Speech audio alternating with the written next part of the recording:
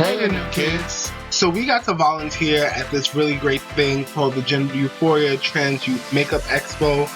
It was held by the YAS program coalition of Brooklyn, part of Canva.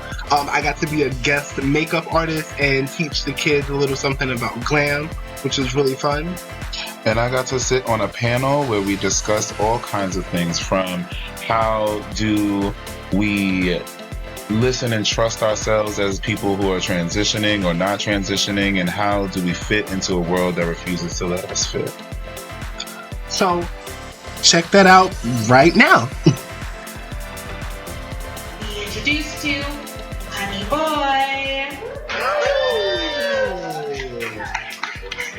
Honey is a transsexual and ever-evolving artist whose disciplines include drag, burlesque, roller skating, dancing, and stage facilitation. They have engaged with the roller derby community as one of the first trans skaters on an international stage, right? Let's go! Having paved the way for gender policy and cultural changes in the sport on an international level. A former skate hop A former skate shop owner, personal trainer, and mental health therapist. Okay, all right. Honey's work and passions revolve around kicking gates open and modeling possibility for marginalized skaters, clients, and community members through advocacy and self-expression. Please give it up for Honey. Next, we're going to call down Jack Fuller. Jack Fuller is a multi-dimensional artist born and raised in Harlem, NYC's Sugar Hill. They studied dance at Thank you. LaRock Bay School of Dance. I obviously did not study there, or I couldn't say it. Then music and drama at Harlem School of Arts and LaGuardia High School as a vocalist, instrumentalist, arranger, songwriter, and actor. Okay, as a queer child in Harlem, adversity was no stranger. Always misunderstood, always different, they reached the communication through their work. To understand the art is to understand them. The two-spirited, two-headed creative force has 2 albums out, the latest of which is The Bills. They look forward to releasing their current work, The Treatment, in 2024. Yeah, Jack Fuller has since stepped back into theater, having music directed the Flea Theater's Ardent But Not Without You, joining Taylor Mack and Matt Ray on Taylor's new project, and being embraced by such experimental production powerhouses as Lilith and Nia Witherspoon. Their return to theater has resurfaced their long-awaited rock opera, Thoughts and Involuntary Mantras, trusted to be in production by 2025. That's Jack Fuller.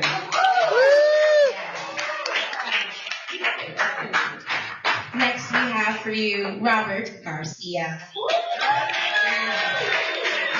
Robert is a singer-songwriter born and raised in NYC, makeup artist, and co-founder to Girl Beauty, a gender-neutral makeup line for everyone. Reality TV star of Help, I'm in a Secret Relationship on MTV, inaugural feature of the successful Sephora social campaign, We Belong to Something Beautiful, garnering 1 million plus views, as well as features in other social campaigns representing for non-binary individuals all over the globe. An inspiration to boy girls everywhere. Robert Garcia.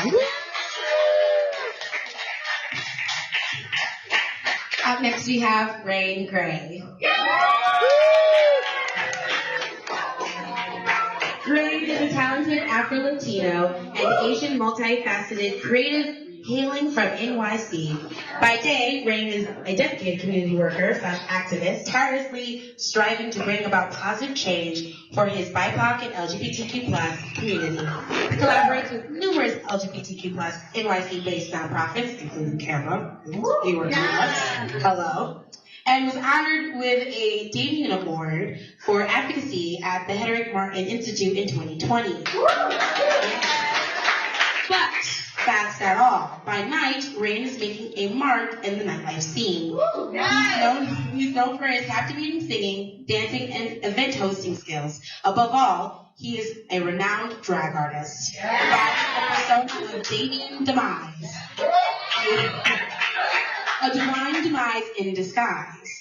Rain takes this persona all over NYC and beyond, performing in various venues across the tri-state area. That's Rain Gray. Next we have Heist H. Heist is a black, trans mask, creative, and drag performer from Brooklyn. It has 7+ years of makeup experience in both feminine and masculine styles, and in everyday glam, drag, and special effects makeup. He's excited to share his experiences and whatever tips he can on how makeup can help with gender euphoria, no matter where you are in the gender spectrum. Heist H, everyone. Next we have Oliver Herface. Oliver is a trans mask non-binary. Ooh. I don't know this word. Boricua. Thank you, Boricua. Oh, I do know this word. I just never seen it written down. That was sad. You beat my ass in the parking lot as me. I'm so sorry. Drag king from New York. He is the nasty punk, queer-coded cartoon villain demon of your wettest nightmares. Okay.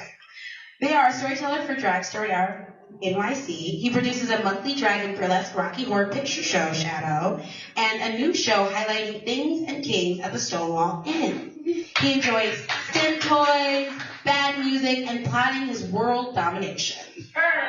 Prepare to question your sexuality and sanity with this grotesque high energy of performance. This is Oliver Herface. Next, I'd like to introduce Julie J.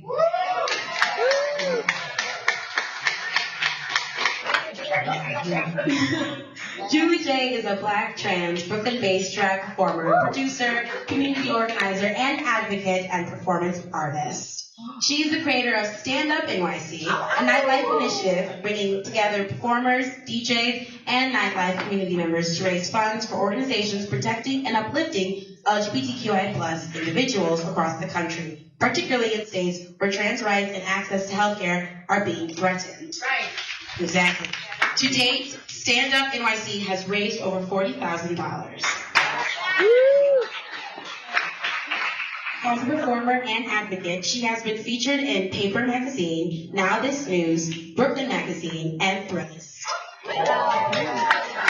Julie has been featured performer in cities worldwide, including Berlin, Prague. Oh. But it looks like it says Bologna. I have dyslexia. Okay. Bologna? No, it says, I know what Barcelona looks like. I'm not that uncultured. Bologna? Is Julie J's Bologna? Yes, it is. Okay, great. I'm sorry, that listens out. Berlin, Prague, Bologna. Oh, it's the second one. Okay, I never left the country, okay? Sardinia? Yeah. Sardinia? Okay, great. I feel like it's high school all over again. Okay, and then New York City. She also co-produces Sylvester, New York City's only monthly all-black drag variety show. She was the University Stellman Performance Project Fellow in 2022 and was named a Next Generation Artist by La Mama Experimental Theater Company in 2019. Her new show series Project premiered in March 2023 at $3 Bill in Brooklyn, New York. She can be found online at juliejnyc.com or on social media platforms at juliej.nyc.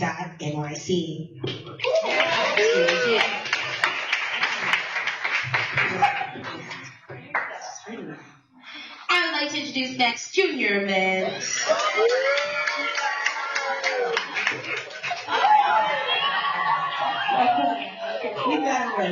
I forgot to create. Junior is out to show. Yes. I gotta focus. Junior is out to show how minty the world can be with a little kindness, empathy, and a strong black trans queer perspective. She is the creator of Minty Makeup, which is now on sale at over 650 JCPenney, you don't say P, stores, and has been featured in Vogue Beauty, The Cut, Thrillist, ID, and Gay Letter for the work she does on stage and in our community. She's a co-host of the Brooklyn Liberation March and the creator of her own talk show, The Junior Mint Show, and her monthly drag show, In Living Color.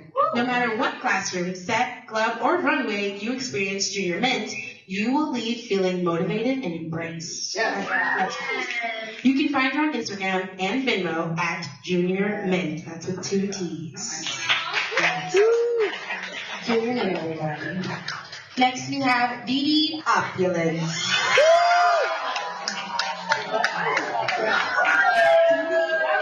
Brooklyn-based nightlife showgirl who goes by the stage name Dee Opulence. Outside of teasing and stripping for an audience, Dee enjoys being a regular girl. She spends her time growing closer with her chosen family, playing with makeup and styling, choreographing numbers, supporting her friends in their shows, and walking dogs. Dee is passionate about representing the trans community and is honored to be part of this expo. Not only to represent, but to build more community while talking about topics she's passionate about. Trans is beautiful, all caps. And last and definitely not certainly the least, Stefan Roxler. He is too modest in giving a one-sentence bio. I said 2 or 3 sentences. I did not read that part of the email. So you didn't read it?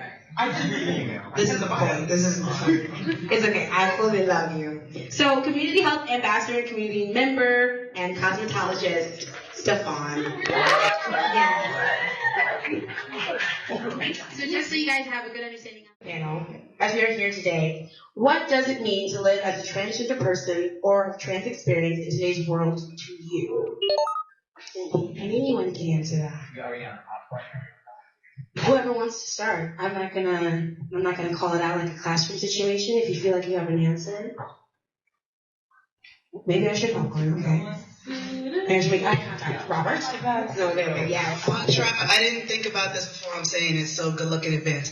But I feel like in this day and age, being trans is kind of like a radical act of self-love. Like, it is, especially these days, we've taken a sharp nosedive, and it's become, well, it's always been, but it's become even more scary now to be trans, even if you're not out and proud. It's just scary to be trans these days, and to know that about yourself and to not even accept it, but just like be like, I see this, I know this. It's a scary thing to do, and it's very brave to acknowledge and be on the road towards acceptance with, even if you're not fully at acceptance yet. Because a radical act of self-love, you love yourself so much that it doesn't matter what other people or what the world at large, because it's really not, it's just a very vocal minority, say about being trans. Despite all of that, I'm still gonna screw it, I'm gonna delete, you know? Right. Yeah. That was great. Thank you. Yeah, and for me, a lot of being trans, especially in this day and age, for me, it's an act of decolonization.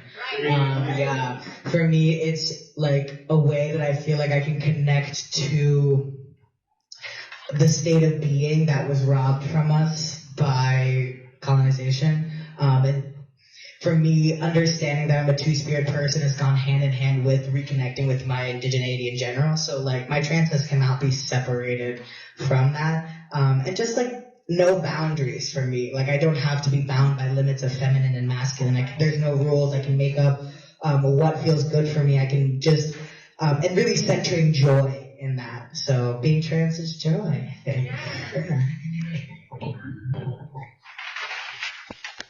To very much piggyback off that, because I'm such an anti-colonialist, like shit. Excuse my language. Okay, great. Being trans is a return to nature. I find the argument is about nature on a regular basis, right? And it's like, transphobic people sound crazy and like trying to box nature in. It's like nature's only default is variety, and you find that so deeply in the trans. I mean, look, right? No two people look the same. This is New York. Like, we could all be like trying our best to like have the same fashion, there's so much homogeny, even if there's diversity, you know what I'm saying, around us on a regular basis. And we didn't even try this. We just was like, and this is who I am today. This is what I'm putting on. The diversity, the variety is natural. And I can't wait until everyone recognizes it. Yeah. This is what we represent. Yeah, I think I feel similarly to what everyone is saying. And the first thing that came to mind for me was like, I think a lot about time travel also. I'm an Aquarius, it's fine. But look, listen, okay. Yeah, great, we love. Yeah, we should talk later. But yeah, I think for me, like, I think about transness as like a connection to like ancient wisdom and things in the past. And I've had to look to the past so much to understand my own identity and how I fit in the world now.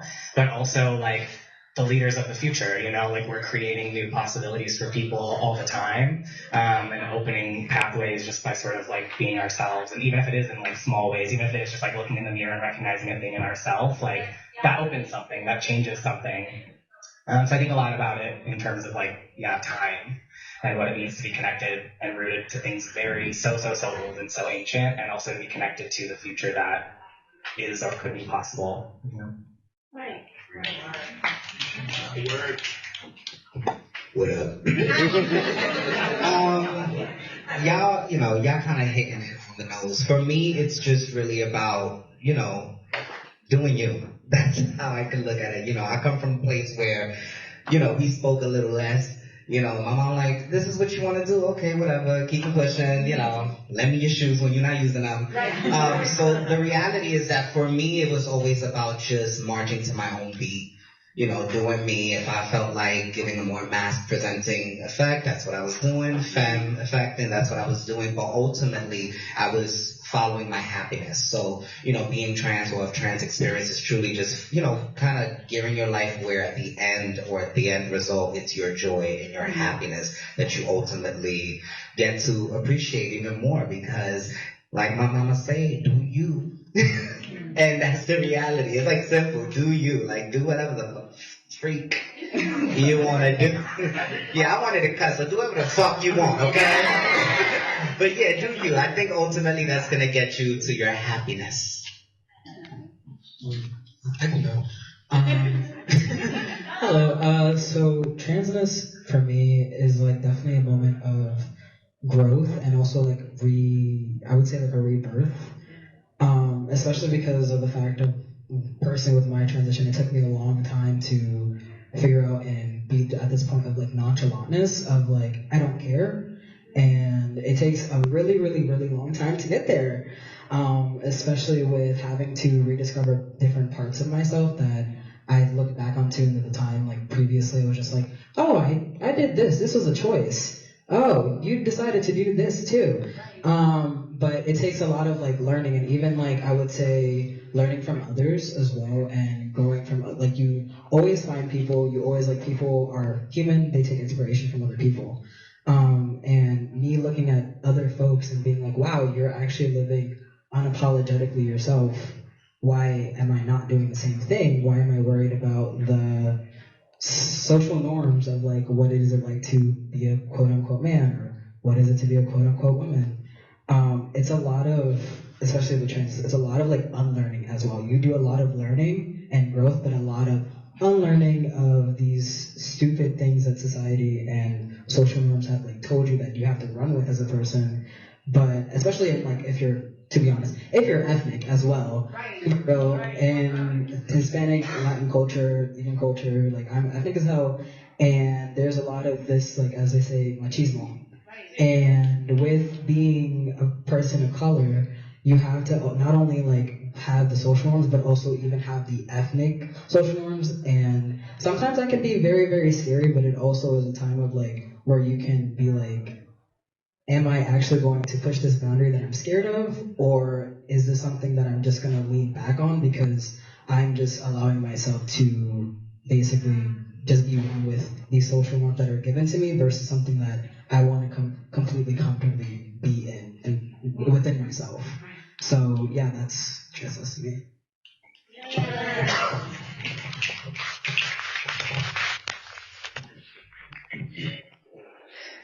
so many great answers. Like, everyone has just been tearing it up, and I feel the same way about what everyone has said. It's been great. And another big part of transness to me is honestly freedom. Like, when I think about transness and I think about, like, looking at all the lovely people we have in this room, at some point in all of our lives, someone, whether it was directly, whether it was indirectly, or just the world at large, looked at us and told us exactly what we should be and what we should be doing with ourselves and with our bodies and with our lives. And even if we're all at different stages of acceptance of being out with each other, we all looked at those people, we all looked at whoever told us these things, and we said no. We all said no, and we all said, this is not what I'm going to do, you're not going to tell me what I'm going to do, and I'm going to do it my own way. And look at us now. Right. In this beautiful room, we're celebrating together, and everyone's better for it, and it's going to lead us to a happiness and a freedom and a self-fulfillment that cishet people will just never be able to understand. Yeah, everyone's saying great things, and it's all kind of connecting. I feel like all the answers are kind of very similar, but for me a big thing is glitching. And when I say glitch, like that's a break in the system, like something's not working, so therefore to get past the glitch you need to fix it so you can grow.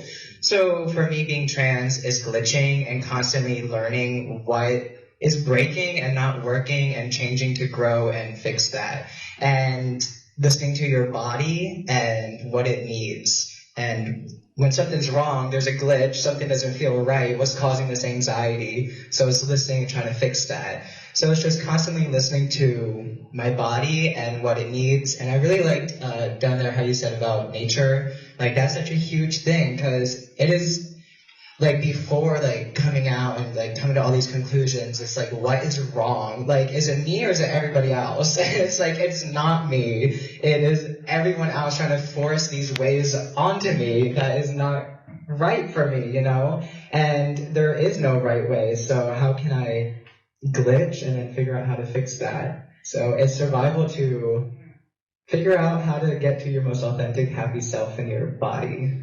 Yeah. Work.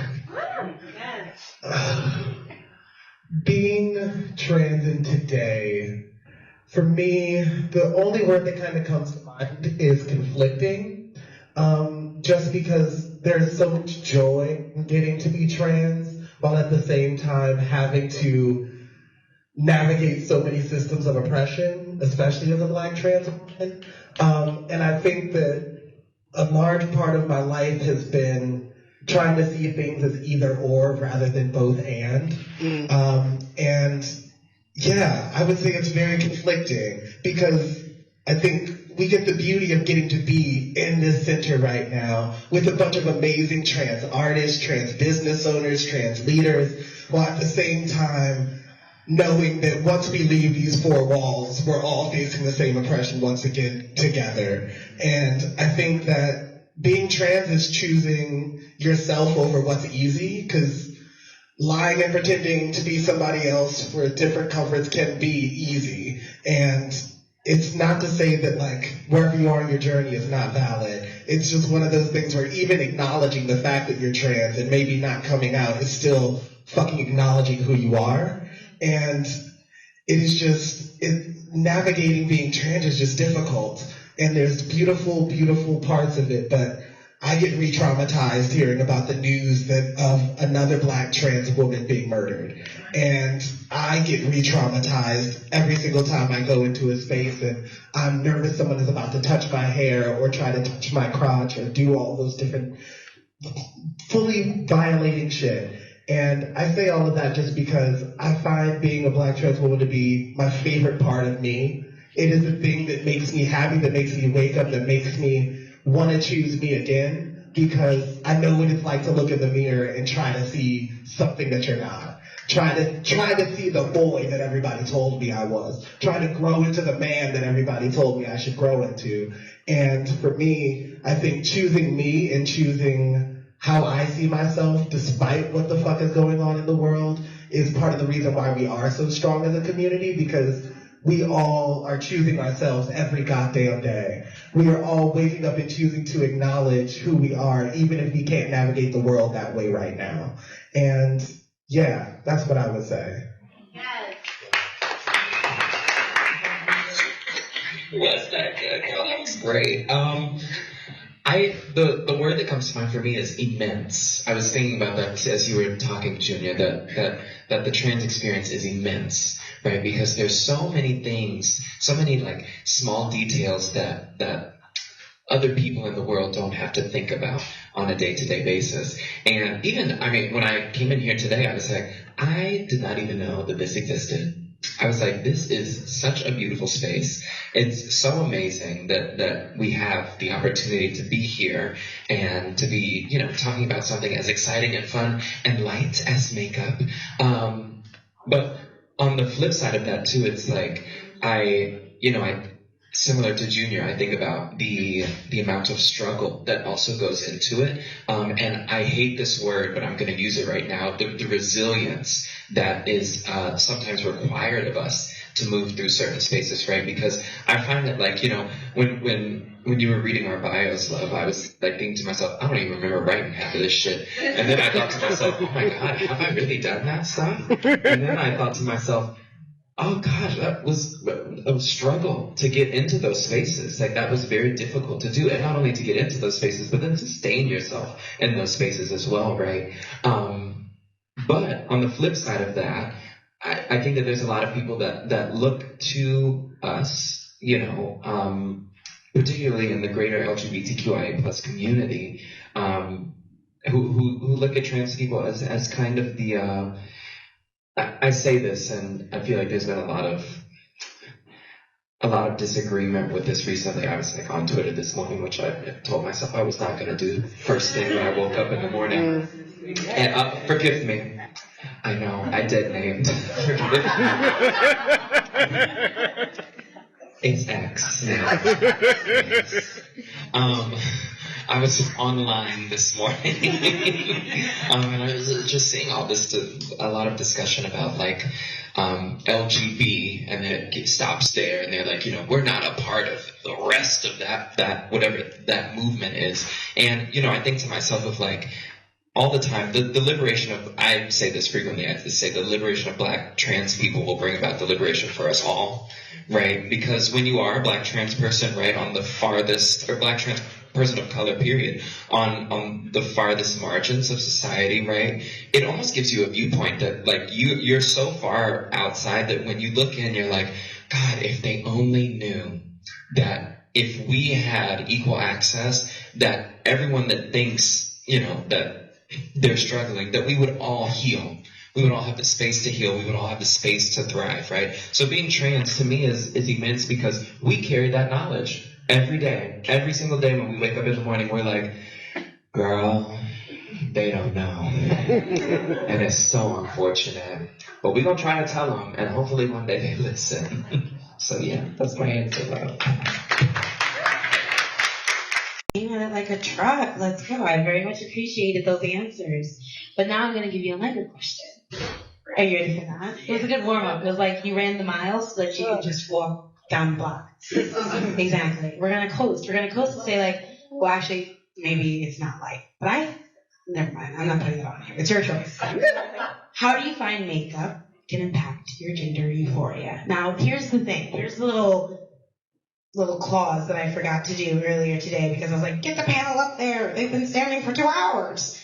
Inside your program that you all have here, this little program that you got going on, it has an event schedule. Fake news, so sorry. It has the mother of Gem, which is Astor Aguilar, which we will definitely go over because she's the reason why Gem workshops and Transgender was able to even come around. But then if you go to pages 5 and 6, it talks about what is gender euphoria. So before I can ask our panel how does makeup impact their gender euphoria, some of you might be like, well, what even is gender euphoria? I gave you some cute definitions that I saw from Trevor's project. So it's not from us, it's from Trevor's project. But euphoria itself is a powerful or overwhelming feeling of happiness and ecstasy derived from good experiences and or thoughts, can stem from external or internal forces. So when you apply gender to that, gender euphoria, a powerful feeling of happiness experienced as a result of moving towards one's authentic expression of gender. Its antithesis is dysphoria, an overwhelming feeling of anxiety or discomfort derived from bad or uncomfortable experiences and or thoughts. Can stem from external or internal forces. Gender dysphoria is anxiety and or discomfort regarding one's sex assigned at birth and or aspects of the body one experiences as gendered wrongly. So we're talking about the euphoria. We're talking about moving. Ooh, Mariah? I didn't know she was here. She said, I support trans rights. I don't know if she does, but she does today. No, so in regards to the question I'm asking the panel, I'm asking, how does makeup help them move along or towards what's the one's authentic expression of their gender? So, Hefty, what say you? I don't know. But makeup's in it, so it sounds fun. Right? I'll get us started since I finished this. The last one.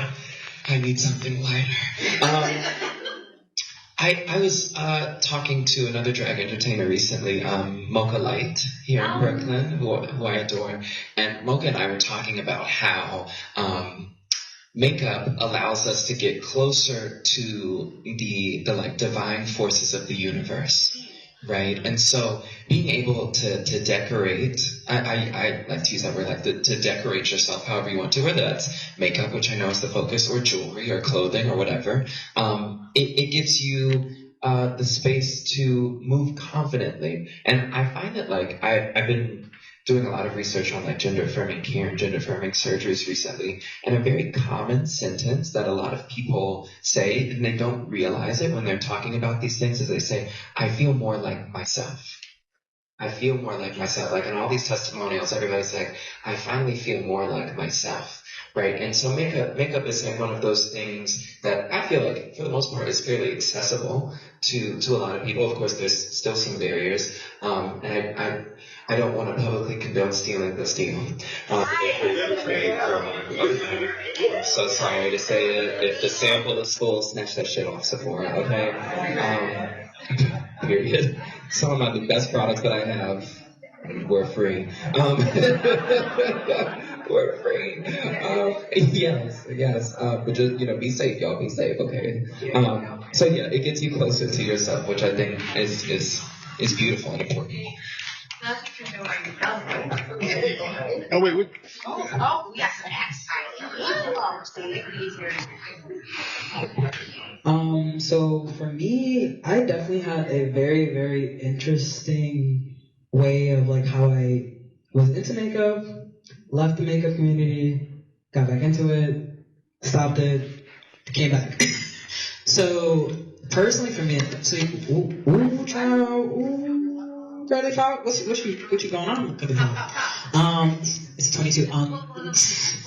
But oh, damn, my voice. But anyways, so with my gender identity, I very much so, especially with the household that I grew up in, a lot of like men, to be honest, with toxic masculine ideals, and then also like growing up with women that also were, I would say they're all a little bitchy. I will say they all are like low-key lesbians, including my mother. But she is. So she's not low-key, she is. But growing up in such a household of like having to, especially with my transition and socially transitioning, I always had this ideal, like I loved makeup, I loved SFX, I like artistry, just drawing in general. It always gave me that sort of freedom, especially with dealing with, with what I didn't have a language of like what my gender identity was. So I had huge body dysmorphia issues, and then it just led to gender dysphoria, which I did not have the language for those things. So I would use my outlet. It was makeup, it was my artistry, SFX, all that stuff. But once I got the language for what being a trans masc individual is, I was just like, oh, time to throw all of this away, because that's not what a man is. It was very, very hard for me because I felt like I was giving up something to just assimilate into something that I'm not. I just left all my creativity, I left all of that in the shadows because I was like, I'm gonna be this fuckboy and be hot and sexy and get all the ladies with my waves. Yes, I was like, hey ma, can I get a hug? Yes, I was that person. So going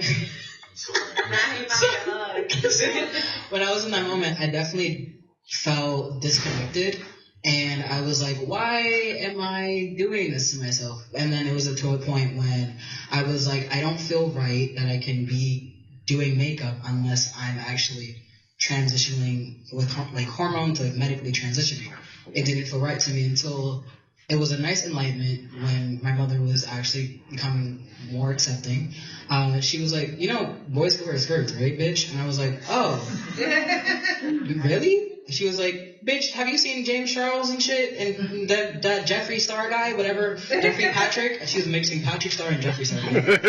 So I was like, yeah, I guess I can. She was like, you know how to do it. Why did you drop it? I was like, because yada yada. And then she was like, I should slap you. And I was like, you're giving me enough trauma, baby. But sure. So like, especially like going back into my makeup artistry, especially like even support with like my friends and stuff as well. I would say I was able to find more of my identity. I was able to drop a lot of the toxic masculine ideals that I had. I was able to unlearn a lot of things about myself and also even learn more things about myself and also be able to have the opportunity to learn that this could be a career path for me and more for me. So with like makeup, it definitely gives me the most like gender euphoria because it's taken me such a long time to even get to a point where I feel comfortable with my androgyny and expressing that to people and just like unconditionally not giving a fuck at this point. So yeah. Yes, my God. For me, there's this spiritual concept attached to adornment, similar to what was being said, right? And in the adorning of makeup, I find myself in a really meditative space. I find myself really open to like my ancestors and what they have to say and then things of that nature. I get real just like into this introspective and deep space where almost nothing else exists, right? And for me, that's pretty euphoric in and of itself. But then the crux or the point always ends up being that like, okay, like my identity, who I am, who I was born here to be, and all of those things might be what they are, but at the very core of everything, we are all art. And I end up just identifying as a piece of art at the end of it, and it's like, oh, like that goes so far beyond like any of what anyone could say about me, because at the end of the day, art is fucking subjective, so you can feel your way, and it doesn't mean shit to me as the artist because I like my shit. Right. Yeah, that's what I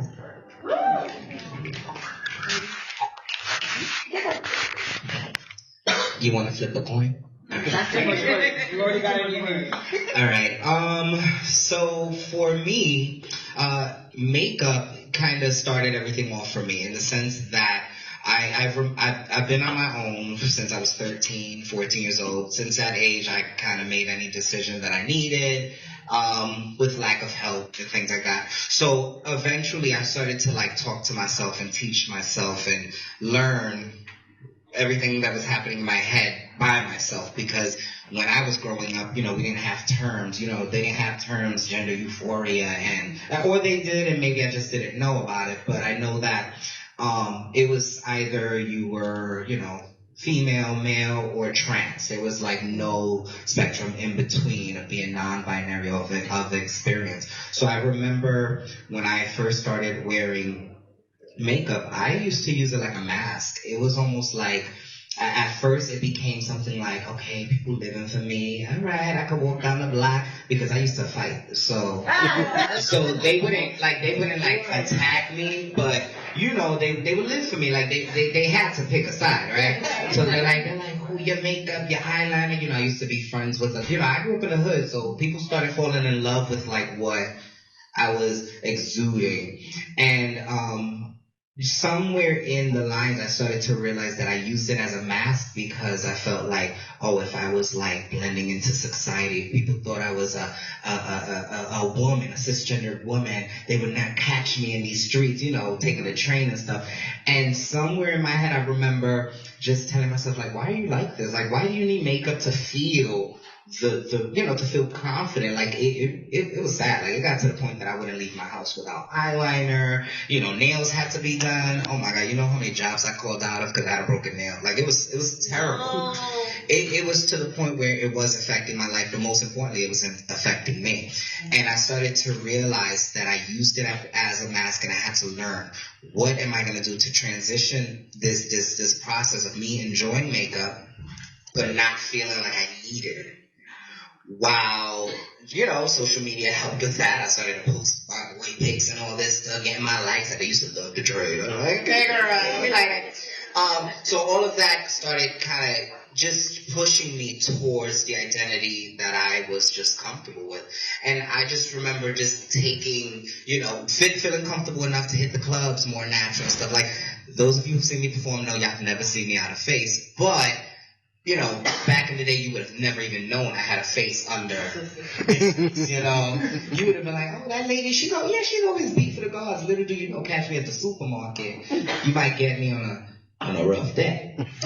So for me, makeup just plays the role of allowing you to go through that process, allowing you to build your own confidence. For me, it helped me in the beginning. It made me feel confident. Like I knew I was the one with the best wing eyeliner in the crew. So I was feeling it. And once I realized that it was like this cover up, then I started to learn more about makeup in the aspect of changing other people's lives. I work in the retail makeover business. So I was giving makeovers to people that I started to learn had deeper issues within themselves, not just identity issues. Some of them just felt their eyes looked a certain way, and those things kind of kill your person. It kind of kills your confidence. So yeah, makeup is like a double standard. I love it, and then I just hate the fact that I relied on it. But that's why Girl Boy Beauty exists. That's why myself and Kim Skansers, we decided a gender neutral brand. While it's tough,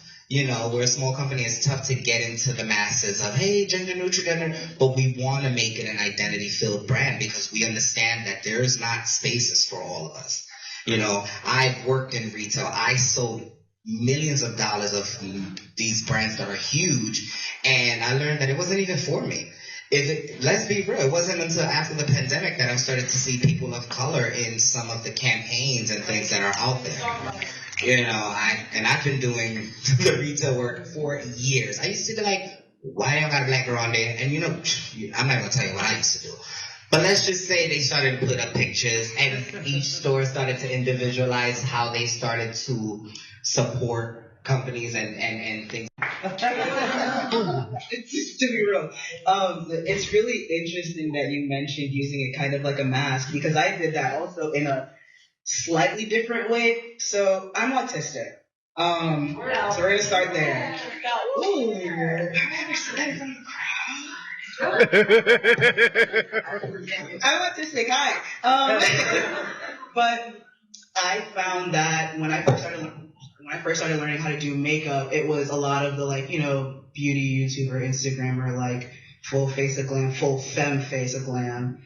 And for a while it was like, this is really fun, I can play around with the colors and that's fun, but I realized I was falling into the same full glam look all the time, even when I was just going to hang out with friends for half an hour.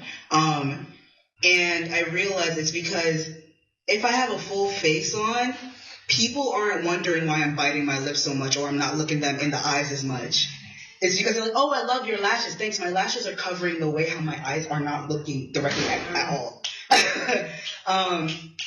And it was also at the beginning it felt like this way to show this creativity in me, but then it comes with a lot of those same social expectations. I found that I was using makeup to mask. I was like, oh, this is what I have to look like, this is what good makeup looks like, and if I don't look like that, people are going to look at me weird. And then I started doing drag. And I was like, my drag in and of itself is very, this word has been used to hell and back, but my drag is feral. It's very creaturey. It's not very human. And for me, that was a big, oh my God, what is the word I want? epiphany. That's the one. A big epiphany, like, oh, I can do makeup in ways that isn't this full face of glam, and like it and feel more like me. I found that something I really liked is, so I have feelings about like when people pass me, they're like, was that a boy or a girl? Sometimes I'm like, you're right, so true. Other times I'm like, why are you looking at me so damn? But when I'm in drag, the question is less, are you a boy or a girl, or are they a boy or a girl? It's more, what the fuck? Like, is that a human? And that I found is very gender affirming. My neurodivergence plays a lot into my gender, especially my gender identity, in the sense that a lot of these like labels and stuff, they make sense to me, but not for me. I don't understand them for myself. So I'm just kind of like being a dog boy thing. Don't ask me questions about it too hard.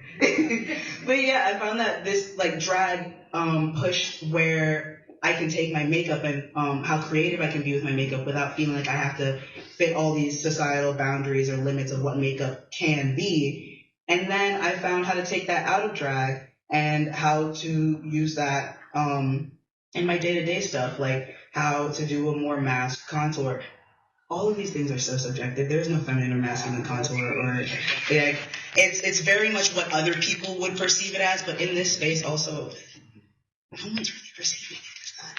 It's just whatever makes you feel good. And I found that for me, a lot of the times things that people will see as more traditionally masculine, like I feel like the prettiest boy girl right now. And then when I have on like the 30-inch bust down and the full glam face, I'm like, I am the sexiest man ever. I'm so fucking and it's like, it sort of brings a gender fuckery to it that I really like, and that makes me feel really euphoric. Keeping fine. Hell yeah. For me, like being trans and doing makeup is about like reclamation. Like when I was growing up, I was not into makeup. I was not like the other girls. And it felt like something that was a barrier to female relationships when I was growing up, or at least to that aspect of womanhood that felt like a glass box I couldn't get into, because my friends would do my makeup, but it didn't feel right, it didn't look right, something didn't click. So I just didn't do it for years and years and years, until I really felt more comfortable in my queerness. But I started drag thinking that I was cis, or pretending that I was not trans at least.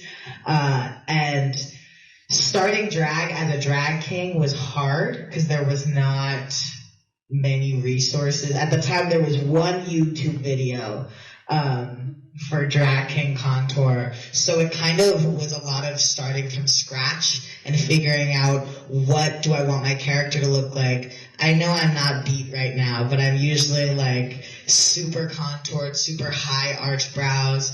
And like I take a lot from cartoon characters, and particularly like Disney villains. And I always describe my drag in saying like, my character is a man in the way that Disney villains are. Like, are they men? Yes. Are they masculine? No, not really.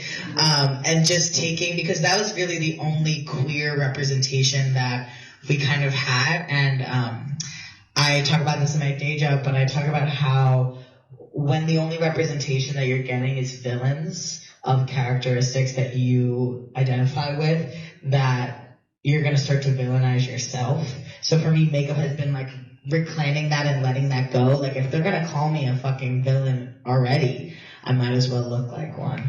Yeah, and like outside of drag and being able to do makeup when I'm not in drag, do a little thin eyebrow and fill in my mustache, can really, for me, especially as a non-binary person, give me access to a lot of gender euphoria.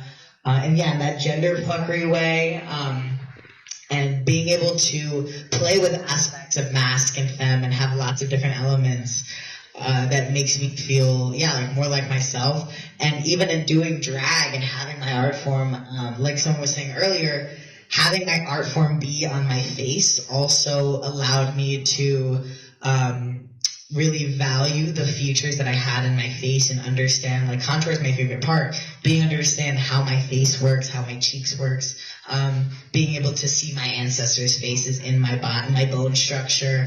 Don't copy other people's contour. We all have different bone structure. If you're, it's gonna, because you're gonna be disappointed when you try to look like that person and you draw the same exact lines.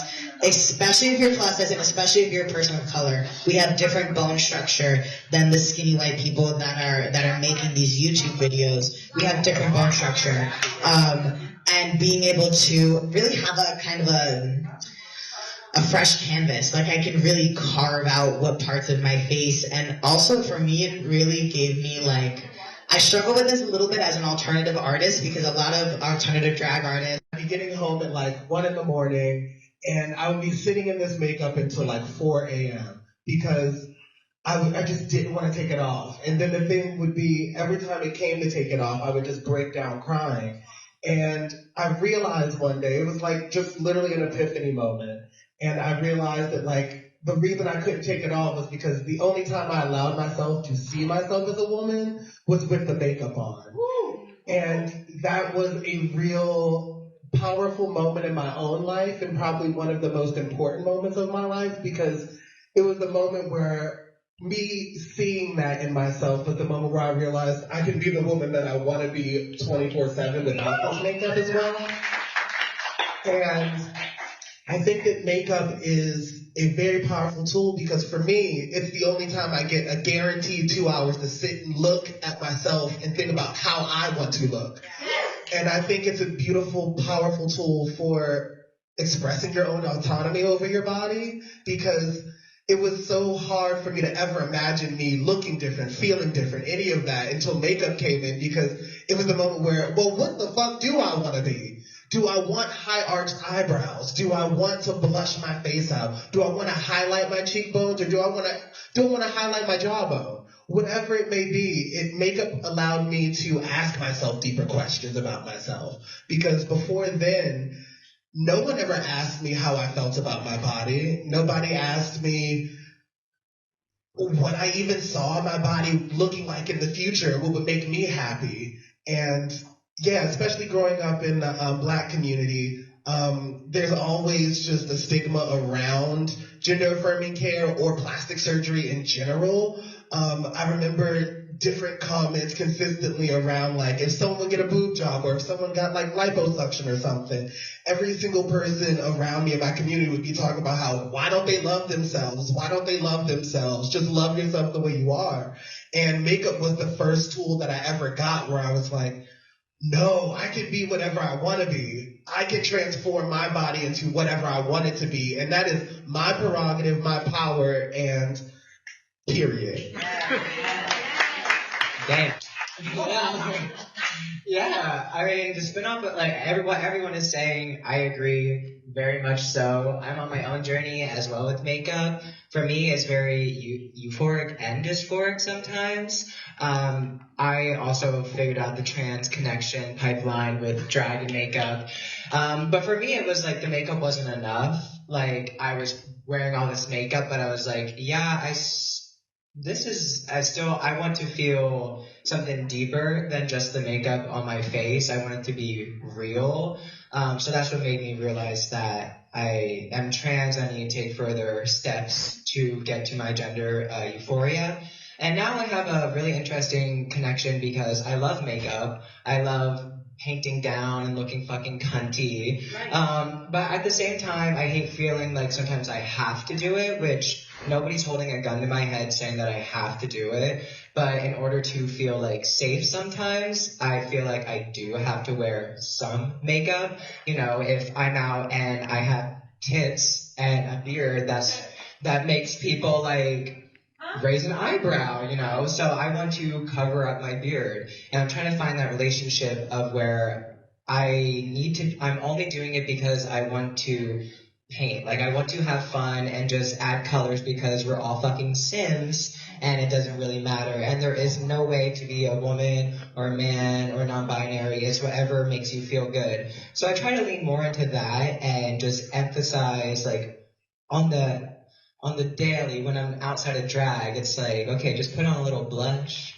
you know, a little mascara, a little girl on the go, and that's really what I want to work towards, is not relying so much on it. And there's nothing wrong with wanting it, and if you feel fucking good in a pound of makeup, then you feel fucking good and you better wear it. You know, this is just my experience. So I'm in the crossroad where it does bring dysphoria sometimes, because I feel like I have to do it. But on the other end, it is self-care, because I'm sitting down, looking at myself for 2 hours. I'm a Leo, so I'm a little vain, and looking at myself for 2 hours and just painting and just feeling myself and what do I want to create tonight.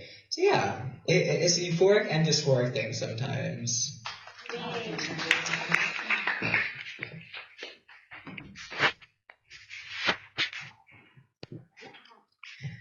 Like, yeah, everyone's giving such great answers, and it is incredible because, like, from all the perspectives that I've heard just this far, I've heard like a lot of things that resonated with me, and a lot of things that I could like relate to on a personal level of like battling different just a lot of things that I haven't really gotten the chance to meet other trans people who have had similar experiences, especially as a trans masculine person. There's a stereotype, or a lot of people assume, and I know there's a lot of trans masc people and trans guys that are, and all of you guys, power to you. I love y'all at the end of the day, but everyone assumes that every trans masculine person was a tomboy or a butch lesbian growing up.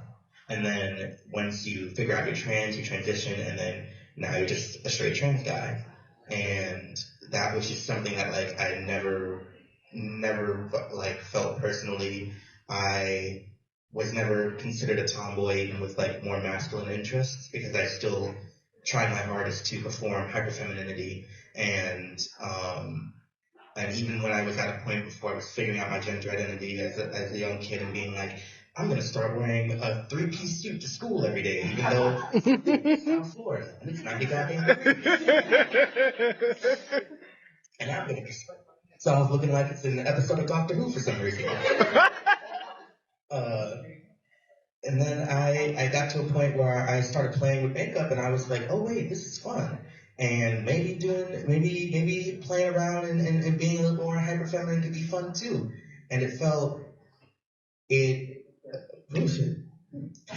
was a thing where I didn't want it to become a mask, because growing up I noticed around me that every girl who wore makeup, already from like as young as 12, was as scared to the point to go outside and to go to school without makeup from that early. Like, I remember having friends in school, like literally like sitting in class, breaking down, crying, having their moms come and bring them their eyeshadow. Not even their eyeshadow, just their mascara, just a tube of concealer, just something to fill in their brows, because already makeup had become something that had felt so necessary, and so they felt like they couldn't exist outside without it. And the style, even at like the height of like the 2015 like full face glam, that was not what was popular in my town growing up. You were expected to not obviously look like you're wearing foundation or anything on your face, but still have perfect skin, and only winged eyeliner, lashes that are either super dramatic or not dramatic, filled in brows, and lip gloss. Not even like a matte or like a nude lip gloss. And if you went beyond that, you were wearing too much and you looked terrible. And I hated that being so simple, and I hated how that was the sense of like, those are all the things that were supposed to feminize the face. Those are like the staples that people were using to make sure that they looked as feminine and as pretty as possible. But there was no creativity, there was no fun experimenting, there was no colors, cut creases were out of the pocket. If you weren't wearing pink or gold, what the hell were you doing? So I started saying, you know what, forget that. I'm gonna come to school every day with pink eyes and a dark blue lip. You know, I'm gonna put green blush on my face. I'm gonna wear all these colors. And I was having a lot of fun, but I got a lot of pushback and a lot of, oh, you're doing too much. Why can't you keep it simple? Why can't you be cute about it? And then, sorry about that. And then I got to the point where I figured out my gender identity, and I was like, oh, no one's gonna take me serious, even if I'm doing what people said was too much and not feminine in the right way. No one's gonna take me serious if I don't drop this. So I tried for a really long time. Friends and family saying, I'm not gonna take you seriously as a man until you start acting like one. And I tried, and it was just so painful. And it just didn't feel like me. I missed wearing makeup. I had so much of it. I spent so much time learning how to use it, and it was just sitting there rotting away. And then I got to a point where I felt comfortable, and I realized, yeah, I'm a guy, but I'm also gay as hell. And when I think of being a queer man, when I think of being an Achillean person, a MLM, and I'm not talking about Ponzi scheme, I'm not thinking about no. This ain't no Love Simon type shit. This isn't socially acceptable for NBC. Hi, we're two cis gay white men who are still conventionally attracted to straight women, and all we do is peck on the lips, and we have one adopted mixed race child for some reason. Like, that's not my idea of being gay. My idea of being a limp wrist, flaming, and I won't say the word, but I'll refer to it as myself with pride. And makeup helped me understand that even as a trans man, I am still a man who likes men, and that doesn't mean that I have to forego femininity to be able to love myself as that. Yeah, for passing this thing. I think Oliver, I really related to what you said, and I also related to what you said because the things that came up for me around this question were like self-adornment and reclamation. And also growing up as a young girl, I grew up in a family that didn't have a lot of money, so makeup was just not a priority, even if I wanted it. My mom had a blush in the drawer that she had for 10 years that smelled stale, she wore once every 2 years. We were just very working class, so it was it's just not a priority. So I always kind of felt also, very outside of that gender box, but I was I know I don't really fit in the girl box, I don't really fit in the boy box, just kind of do my own thing. I'm also on the spectrum, so it's very intertwined into how I deal with gender stuff myself. So I didn't start getting into makeup until the last year of my life, but I feel I started with tattoos. I just started with the permanent shit, and I just needed something to make it feel like my body was okay to live in.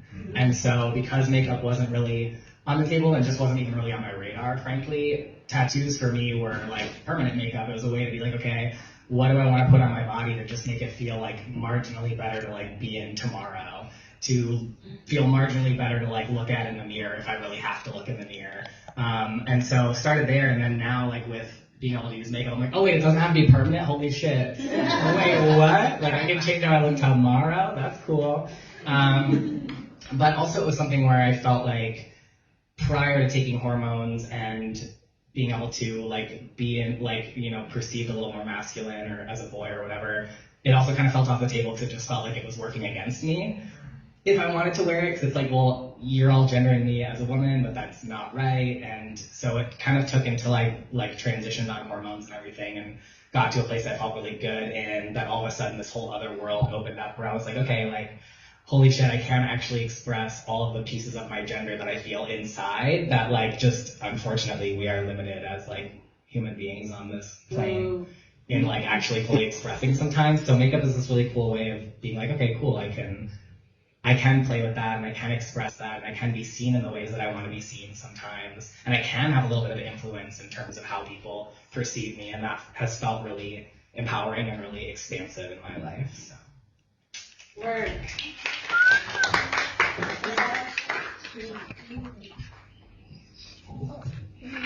It's really interesting hearing a good chunk of people say they didn't feel they could, they weren't comfortable using makeup until they started hormones.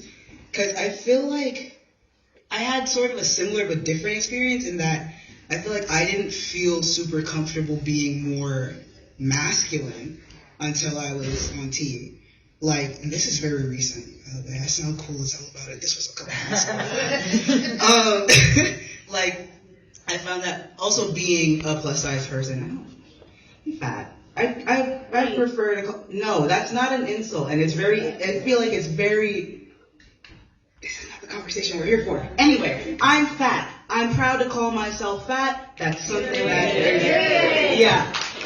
And I found that a lot of the masculinizing, quote unquote, makeup I saw was things that didn't work on my face and I didn't know how to adapt it to my face. Like for like masculine contour, for example, it's a lot of, oh, go against your jawline. I didn't have a jawline until like last month. I'm not like, and it was a lot of like feeling like, oh, I don't know how to do this differently, and if I'm doing it incorrectly, I'm gonna feel like a fake boy. And it's such a weird line to be on, like, where it's like, I felt more comfortable in femininity and in makeup because you don't see a lot of fat black men. We don't get that representation a lot in general, much less if you're a fat black trans man. I go in between trans masc and trans man all the time. Gender's fake to me, so just for context. But it's you don't see a lot of that, and I felt so like deeply uncomfortable every time I tried to do makeup masculine or like wear more masculine clothing. Like I found a way to become comfortable in my body only in femininity. And then once I started, a little bit before that, started sort of breaking that down, unlearning that in my head, but it got a lot easier once I started T. And my body started changing, my voice started changing, and got a lot more gender fuckery. And I was like, I can put on this button down and these cargo shorts and I'm gonna still look cunt because it's me. Right. And I didn't have that before. So, it's just really interesting how I felt safe in femininity and was a little too, I don't want to say afraid, I guess anxious to sort of step outside of that because I was like, what if I see something I don't like? And I had to unlearn in myself in general, what is it about yourself that you don't like when you're masculine, and why is that? Yeah.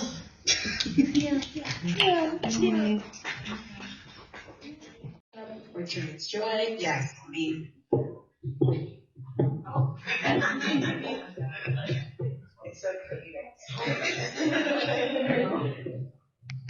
I would just like to ask what makes you feel more comfortable in your body, whether that's like materialistic things or just kind of like, I guess like,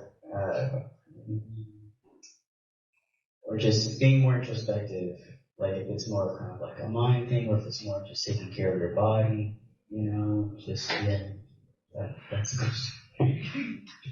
What's next to my hand? I don't know. I think there are definitely materialistic things that can definitely help. But I also think strip it all away. Like, all bodies are different and there's no way to look. So for me, it's just finding peace that like, I am who I am on the inside, and that's so cliche, but it has helped me a lot because I'm like, it doesn't really matter what I wear when I dress like this, when I dress like a slut, when I dress in a big t-shirt, I get the same energy from people no matter what.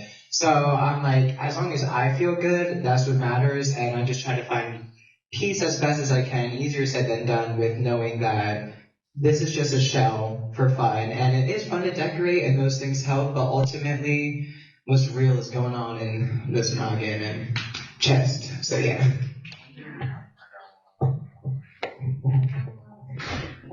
For me as a fat person, for me was the first step was fat liberation before understanding myself as a trans person, and also just being very in that same breath accepting my body as it is and also as it's changing, especially as a trans person. Like for me, looking at my chest is not something that's feminine, but it's something that's just on my body, and I can add femininity or masculinity to me as it goes, but I guess neutral is having a neutral standpoint or a positive standpoint on my body itself. Okay. Much like what Oliver said, neutrality definitely came before positivity and that love for me. Just kind of, we're gonna get into it. I didn't like looking in the mirror, surprise, surprise. I didn't like looking in the mirror for a very long time. And kind of, not necessarily forcing myself, very gently pushing myself to be like, just look at yourself. You don't have to say anything. You don't have to be like, I love this. Or you just acknowledge that this is you. And that's a harder place to start than you think, but starting there and working up from there, having community helps a lot.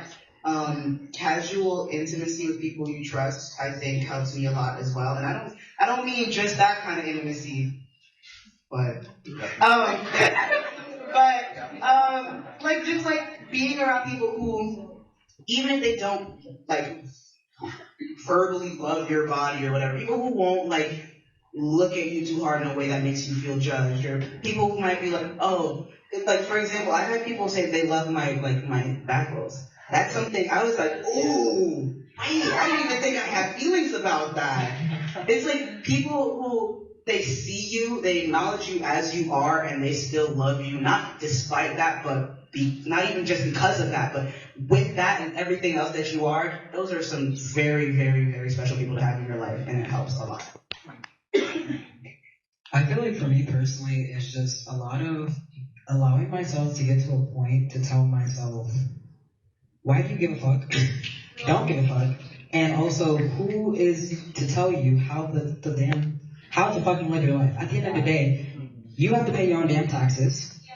You have to, if you owe money to the IRS, that's on you. Nobody's paying your damn rent.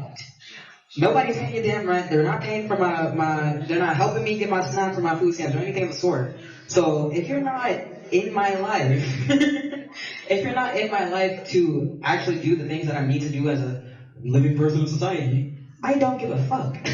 I don't care. And it's taking me a lot of growth and experience, life experience, alongside with just one, I had issues, or like had issues more so, of eating disorder. So way before even I figured out my gender dysphoria, I was dealing with what your reality is today. You know, we live in a world where we get to switch it up, change it up. You know, there's doctors all over the world. You know, you see the girls with the BBL. I've been dying for a BBL for years. But actually, if I want to spend that money, I'd rather buy a good pair of shoes. Now, but essentially for me, it started off with just really accepting what was reality for me. This is what I look like. This is what I feel like. And in retrospect to what I was speaking to earlier about the makeup kind of being a cover-up, yeah, the material and all these things kind of help mask it out, but the reality is when you get home and you take it all off, you're back to square one. So it really was a journey for me to just love myself for who I am, who I was, no matter what I identified as. And being alone from such a young age, I was kind of forced into building that confidence, because I knew very, very young that if I didn't have confidence in myself, the people around me weren't gonna believe in me or believe in what I was trying to serve, right? So it really comes from a point of just loving yourself and really finding that, you know, almost being grateful for what you do have. You know, I speak about my family a lot because they're very direct, you know, sometimes not as understanding, but I rather a person tell me, I don't get it, this shit is crazy, than someone who's going to have these hidden feelings. But, you know, my grandma's the type that I'm like, oh, my feet hurt. She's like, bitch, be happy you got feet. You know, so those things play in my head, like, you know, like, oh, I feel like COVID did me like this, bitch, there's a waist trainer, you know, there's always something to get you to that space as you kind of transition into your happiest body, let's say. Yeah.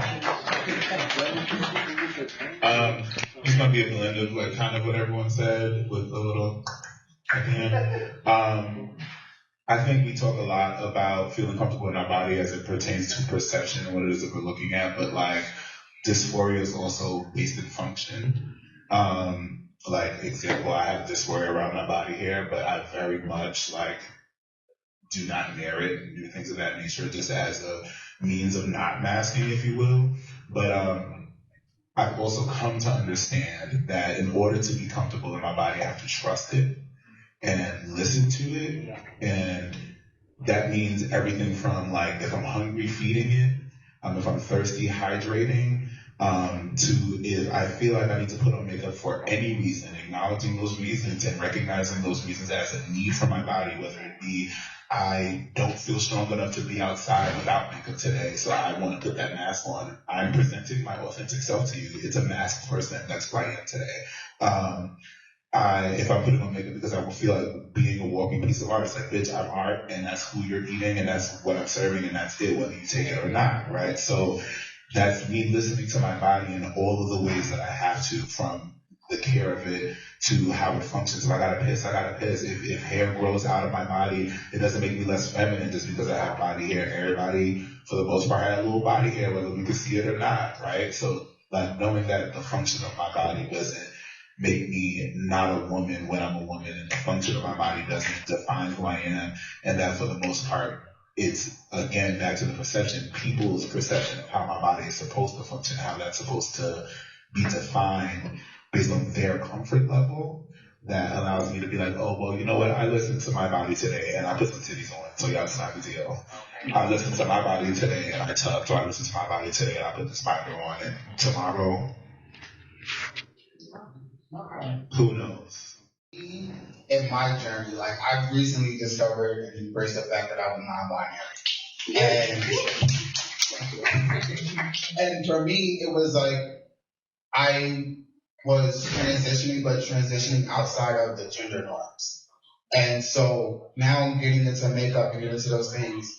I wanted to know from y'all, anyone, like, was there ever a time in your journey where you felt like it was a mistake, or you felt like I'm doing this and this is wrong, and was there any like conflicting doubts between where you started from and to where you are now? Yeah. I'm answering this because I also have to leave soon, so I just want to say thank you so much. You all are wonderful. These panelists, girl, we need to do this again, okay? Great. I actually was thinking about this question very recently because it was posed to somebody else in an interview, and this kind of gets into a larger discussion of transness as well, because the person was talking about moments in their transition where the person was asking them, do you regret like going through this? And I was thinking about it to myself of as far as makeup and its relationship to transition is concerned, of like there was never a moment that I regretted that I am actively regretting transitioning. I've never regretted that.